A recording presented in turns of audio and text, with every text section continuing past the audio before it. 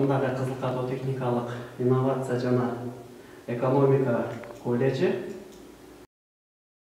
Биз бүгүнкү силер менен өтө турган темабыз же болбосо сабак бул ишмердүүлүктүн негиздери деп аталат. Ишмердүүлүктүн негиздери сабактын баяндамачысы Марасолов Атабек Каримович. Сабактын максаты. Сабакка биринчиден максат коюп алсак. Жашоого болгон кызыгуун арттыруу, бизнес жүргүзүү сырларын үйрөнүү. Жана ошондой эле биринчи максат деген эмне, максат коюу деген эмне экендигине маани берип, ошону тактап алсак биринчи. Максат коюу деген эмне? Так коюлган максат чоң мааниге ээ. Алдыга коюлган максат так багытты көрсөткөн, ынандырган, дайыма алдыга умтулууга үндөгөн, биздин келечекке алдыбызга койгон максатыбызды так анык көрсөтүп берүүчү максаттар коюлушубуз керек. Андан кийинкиси максаттар кызыгууңардан өсүп чыгуусу зарыл. Максатыңыз сизди оң таасирлүү эмоциялар менен толуктап туруусу керек. Сөзсүз түрдө максатсыз жашоо бул маанисиз жашоо. Максат учурга, мезгилге, жаш өзгөчөлүгүнө карап ар дайым өзгөрүлүп турат. Максатта ар дайым бийик коюшубуз керек. Алдыга кенен максат коюп, жана ага биз жетүүгө аракет жасабыз шарт. Ар дайым алдыга умтулуубуз керек. Жашоо бул жашообузда кандай татаалдар, кырдаалдарга карабастан сөзсүз түрдө биз алдыга карап умтулуп, ошол алдыбызга койгон бийик максаттарга жетүү үчүн аракет жасашыбыз керек. Бул биздин бүгүнкү сабагыбыз негизинен экономикалык эмес багыттагы кесиптерге арналат. Экономикалык эмес жана экономикалык багыттан түшүнүгү жок кесиптерге багыттайбыз. Ошон үчүн биринчилерден болуп биз экономика деген сөзгө маани берип алсак. Эмне үчүн дегенде жашоо шартыбыз бул өзү экономикадан тургандыгы үчүн экономика деген сөзгө багыт беребиз. Экономика деген сөздү бул байыркы грек ойчулу Аристотель байыркы гректин эки сөзүн бириктирип, ойкос жана номос деген эки сөздү бириктирип, ойкономия деген терминди аныктайт. Ал бизче которгондо үй тиричилигин башкаруу деп которулат. Экономика дегенде биз эмнени элестетебиз? Экономика бул адамдардын эмнеге муктаждыгын, эмне зарылчылыгын, жашоо үчүн күрөш. Ошондой эле жашоого болгон умтулууну жана жеңил жашоонун сырларын үйрөтүүчү илим болуп саналат. Экономика дегенде биз биринчилерден болуп үй бүлөлүк жашоо шарттарыбызды элестетебиз. Үй бүлөдө болгон жашоо шарттарыбыз булар: үй бүлөлүк киреше-чыгашаларыбыз, тамак-аш, кийим-кечек, тиричилик үчүн колдонуучу техникалар, турак жай, там сарай жана башка ушул сыяктуу нерселер. Демек, биздеги ишмердүүлүк жүргүзүүдө негизинен биз экономикалык багыттарга сөзсүз түрдө маани беришибиз шарт болот. Жана ошондой эле өндүрүп чыгаруунун негизги факторлорун карап кетебиз. Эмне үчүн дегенде бул өндүрүп чыгаруунун факторлору биздин келечектеги сабактарыбыздын кийинки темаларыбызда жана ошондой эле жашоо шартыбызда кандайдыр иш жүргүзүүдө аябай чоң мааниге ээ болуучу нерселер. Булар өндүрүп чыгаруунун негизги факторлору булар: жер, эмгек жана капитал. Жер деген эмне? Жер бул биздин жашообузга керек болгон бак-дарак, жер жемиштерди өстүрүү үчүн, там салып жашоо үчүн жана жер асты кен байлыктарга, сууга бай болгон, кыскасын айтканда, биздин жашоо үчүн ыңгайлуу болгон планета бул жер планетасы. Эмгек деген эмне? Эмгек бул акыл жана күч иштетүү жолдору менен адамдардын жашоосуна керек болгон азык табуу үчүн экономикалык чарбаны жүргүзүү. Маани берсеңер, бул жерде биз айтып атабыз: акыл жана күч иштетүү. Биз эмне үчүн окуп, эмне үчүн студент болуп, максаттарыбыз коюп, келечекке ой жүгүртүп, умтулуу жасап атабыз. Демек, биз күч иштетүү жол менен чарбачылык жүргүзүп, өзүбүздүн чарбачылык жүргүзүүнү акыл менен иштетүүгө өткөрүү үчүн биз билим алып жатабыз. Андан кийинкиси капитал. Капитал бул өндүрүп чыгаруу үчүн керек болгон нерселер: имарат, станок, цех, техникалар жана башка ушул сыяктуу, кыскасын айтканда, биздин өндүрүп чыгаруу үчүн керек болгон каражаттар немелер?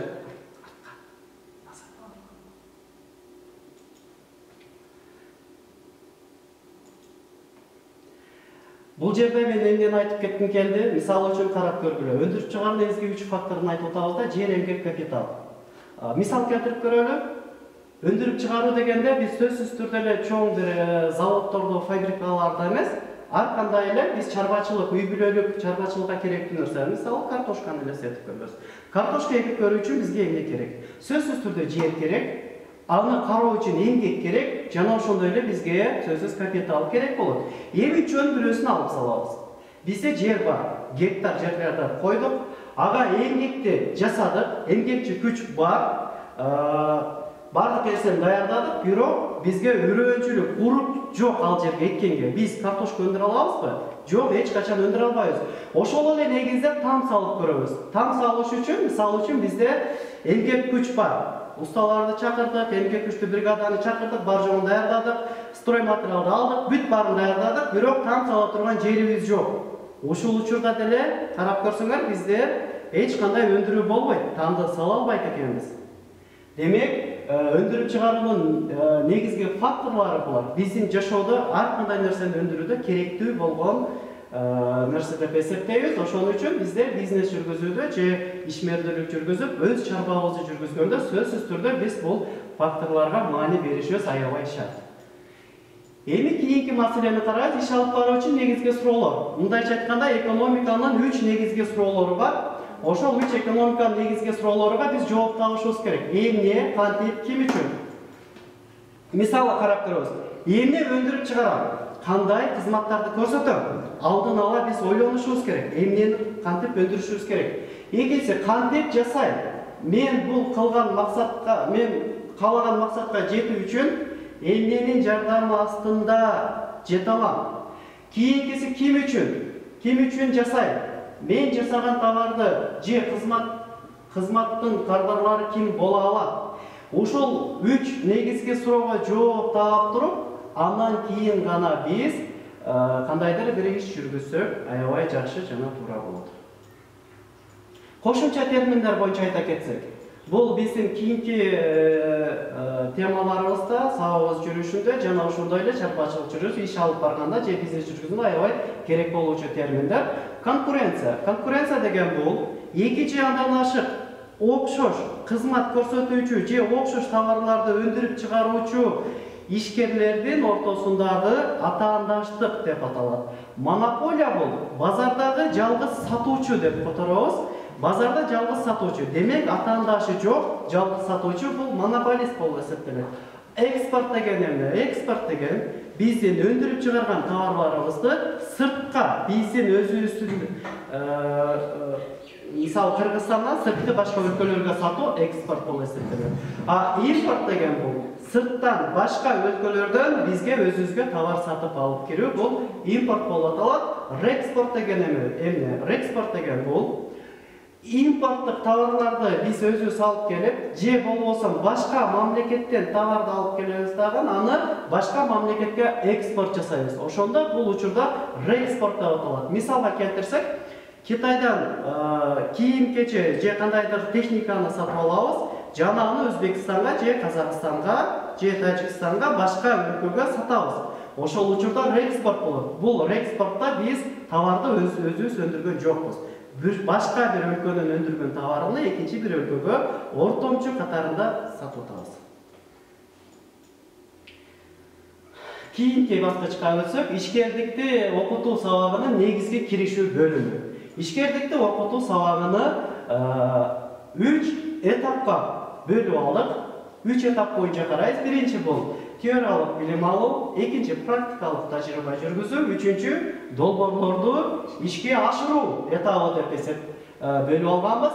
Андай эмесе биринчи этап боюнча карасак, максатты туура коюу. Ушул жерде да максатка багыт берип атабыз. Максатты туура коюубуз шарт. Кандай өлчөмдө же эмнени өндүрүп чыгарабыз. Андан кийин мотивация. Сөзсүз түрдө мотивациялык басым болуш керек. Бизге талыкпаган эмгек кылып биз максатыбызга жетиш үчүн бизде аябай күчтүү мотивация болуш керек. Сабагыбыздын жүрүшүндө булар боюнча башка темаларда сөзсүз түрдө кеңири маалымат алабыз. Андан кийин маркетингдик изилдөө. Маркетингдик изилдөө деген эмне бул?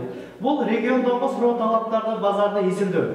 Биз өндүрүп чыгаруучу товарды кимге сата алабыз, кантип өндүрө алабыз?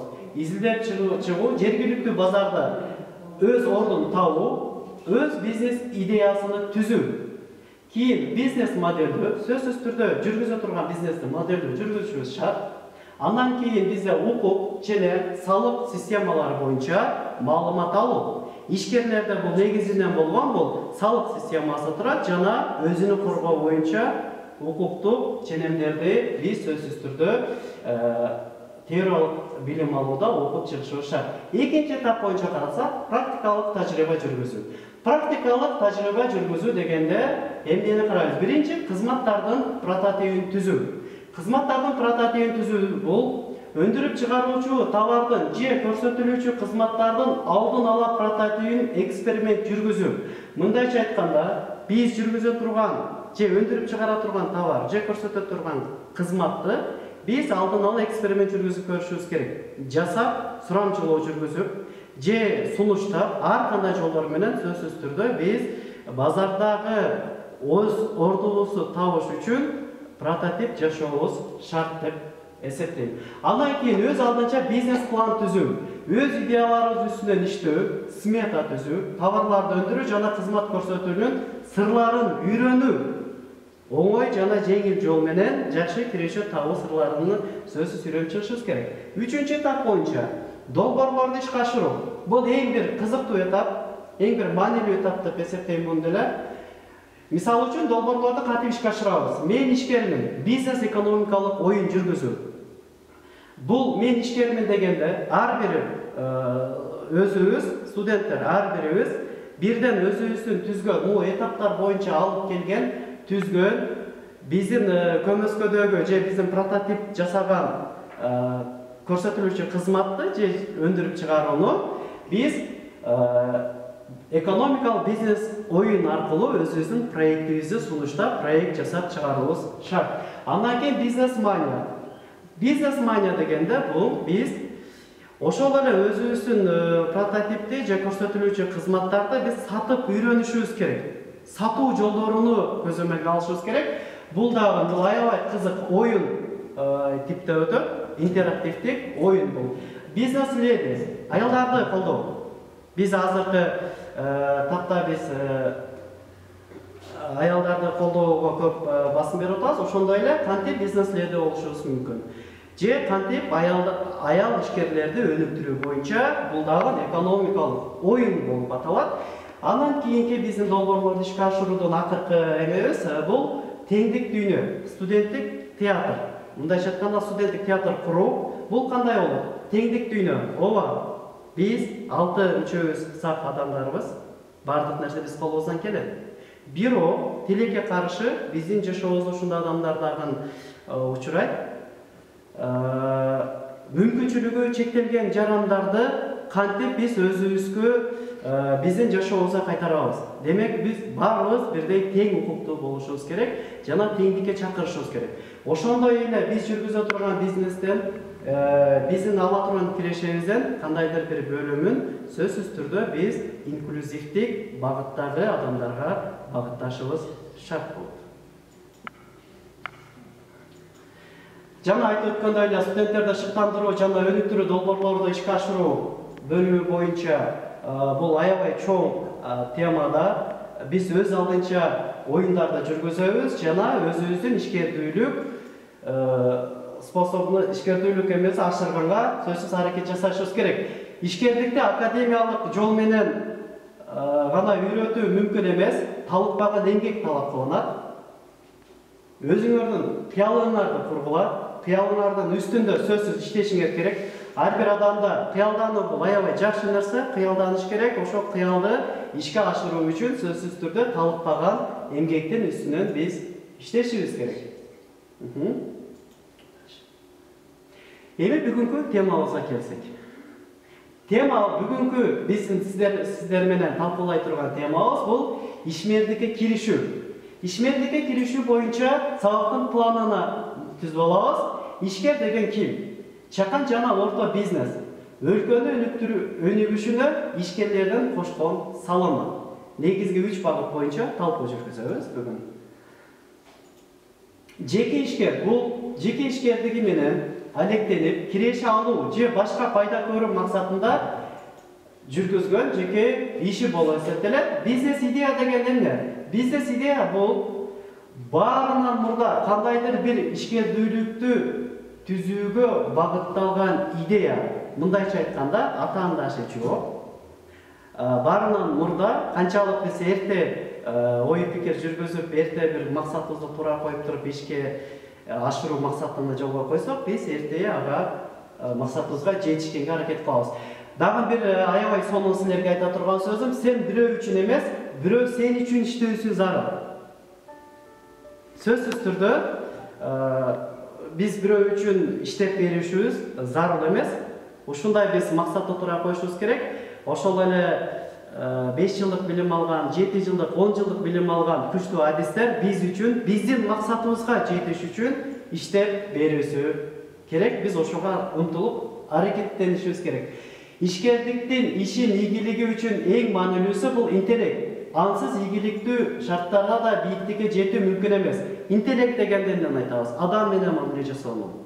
Адам менен болгон өз жүрүм-турумубузду оңдошубуз керек. Адам менен болгон башка адамдар менен биз аябай мамиле жасабызды, өзүбүздүн кандай десем психологиябызды, өзүбүздүн воспитаниябызды сөзсүз түрдө биринчи жолго коюп алышыбыз керек. Ар бир ишкердин бул сыры, ар бир ишкердин жетишкендиги болуп эсептелет. Ийгиликтүү ишкерлер ээ болгон сапаттарды силерге атап берсем. Чечкиндүүлүк, чыгармачылык, эр жүрөктүк, ийкемдүүлүк, ыкчамдык, чынчылдык, ишенимдүүлүк. Бул ар бир ишкердин ийгиликке жетүүчү эң негизги сапаттар. Сиздин бизнесиңизге толук багынтып берүү жана анын ийгилигине ишенүү да маанилүү. Демек биз ар бир жүргүзгөн ишибизге, кыла турган ишибизде же алдыбызга койгон максатыбызга биз өзүбүз ишенишибиз керек. Эгерде биз ишеним арттыра албасак, анын артынан иштеп жетишүү кыйын. Эми ушуга ишенишибиз керек. Андан кийин убакытты жана күчтү эске албастан үзгүлтүксүз иштөө гана сиздин бизнесиңизди туура баштоого жана аны каалаган көлөмдө өнүктүрүүгө мүмкүнчүлүк берет. Демек биз эч кандай убакытты чектебешибиз керек. Биз убакытты чектебей өзүбүздүн максатка жетүү үчүн аябай көп эмгектенип талкпаган эмгек жүргүзүшүбүз керек. Күнбү, түнбү, көчөдө, эште, кайсыл жерде болбосун биздин оюбузда ошол нерсенин үстүнөн жашашыбыз керек. Эми чакан жана орто бизнес жөнүндө түшүндүрмө берсем. Чакан жана орто бизнес бул ар кандай ошол өзүнүн алдыга туура так койгон максаттардын үстүнөн келип чыккан жана аны ишке жүргүзүүгө ашырган иш чара же болбосо бизнес болуп эсептелет. Чакан орто бизнестерге эмнелерди киргизсек болот? Мисалы өндүрүп чыгаруу, соода саттык эмелер. Өндүрүп чыгаруу боюнча карап көрсөк, өндүрүп чыгаруу бул бизде текстилдик кийимдерди өндүрүп чыгарсак болот. Биз ошондой эле жашылчы жемиштерди өндүрүп чыгарсак болот. Мал багуу тарабын карасак болот. Мөмө жемиштер менен балчылык же болбосо консервация, тоок багуу, ар кандай өндүрүп чыгаруу жолдорун карасак болот. Жана ошондой эле мындан сырткары кызмат көрсөтүү тараптарды карайбыз. Модельдештирүү, кийимдерди модельдештирүү, жаңы дизайнды ойлоп табуу боюнча, компьютердик графикалар, программаларды түзүү, бүгүнкү күндүн актуалдуу темасы болуп атат.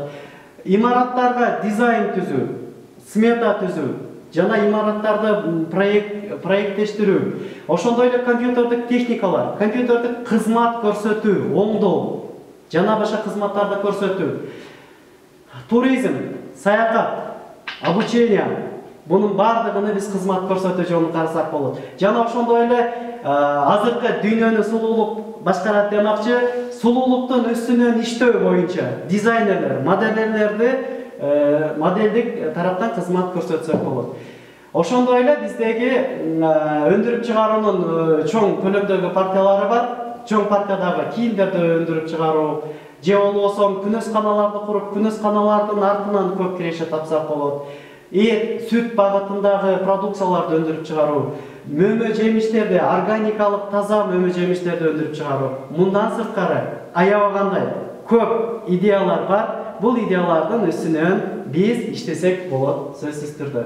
Эми силерге кыскача үйгө тапшырма. Үй тапшырмасы да ишкердик деген ким? Ишкер деген ким?